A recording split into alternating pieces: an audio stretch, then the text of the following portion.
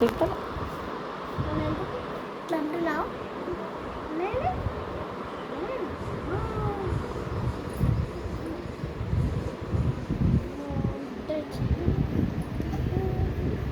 అమ్మ నిన్న చిన్న తాతల వాళ్ళ ఇంటికి పోతే ఆడ బొమ్మలు ఉన్నాయి.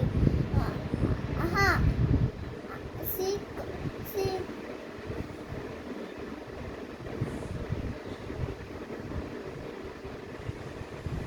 అమ్మ ఏం తీసుకొచ్చిన పైన